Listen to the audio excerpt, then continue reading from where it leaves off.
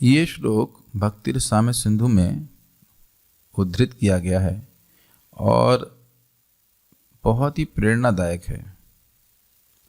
क्यों प्रेरणादायक है?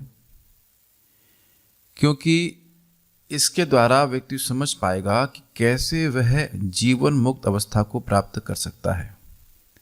इहा यस्य हरेर्दास्ये कर्मणा मनसा गिरा निखिलासु अप्यवस्थासु जीवन मुक्तः स उच्यते। तो यहाँ कह रहे हैं यस्य, जिसकी, इहा अर्थात इच्छा, स्पृहा है, किसमें? हरेर दास्ये, सप्तमी विभक्ति, हरि की दासत्व में, कि मैं हरि की सेवा करूँगा या करूँगी। कैसे? कर्म से, कर्मणा मतलब शरीर से, मनसा मतलब मन से, और गिरा मतलब वाणी के द्वारा।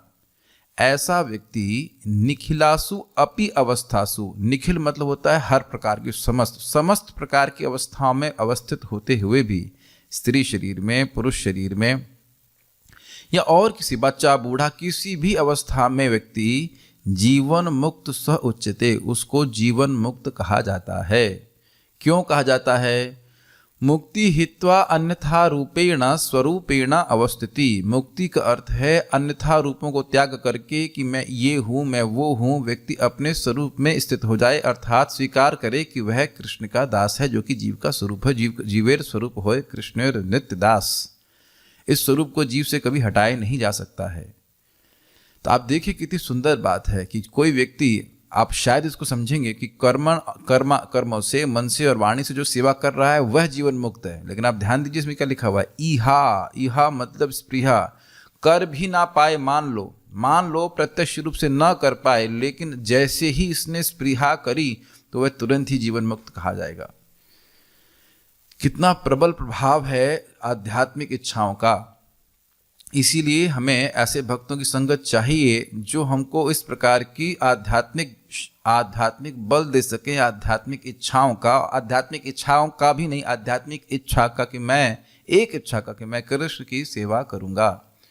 तब प्रश्न हो सकता है कि कृष्ण की सेवा कैसे करेंगे? तब जानते हैं, श्रवणम, कीर्तनम, विष्णु स्मरणम इत्यादि 9 प्रकार से हम मुख्यतः भगवान श्री कृष्ण की सेवा करते हैं। और तार मध्य सर्वश्रेष्ठ नाम संकीर्तन, निरपराध नाम लैया पावे प्रेम धन। सभी सेवाओं में सर्वश्रेष्ठ सेवा है भगवान के नाम का उच्चारण करना।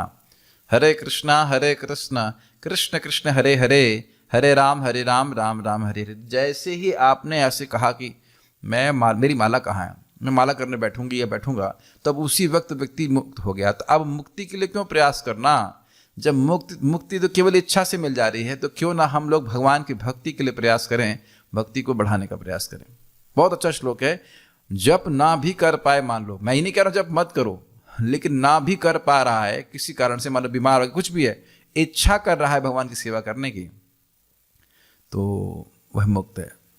बहुत सुंदर है। अब देखिए ना, अब हम लोग भक्त कितने हुए हैं वह तो संदेह है, लेकिन भक्ति करने की इच्छा ये तो जेन्युइन है ना। सभी लोग भगवान की भक्ति कर रहे हैं, तभी तो सुबह उठ करके आप लोग जप करने के लिए आ रहे हैं। बहुत अच्छी बात है, बहुत अच्छी बात है। इसलिए भक्तों का सम्मान करना चाहिए। जो कृष्ण की सेवा किसी भी तरह से कर रहा है, कर्मों से, मन से और वाणी से, वह जीवन मुक्त व्यक्ति है। तो सभी जीवन मुक्तों का स्वागत है। Let's chant now Hare Krishna.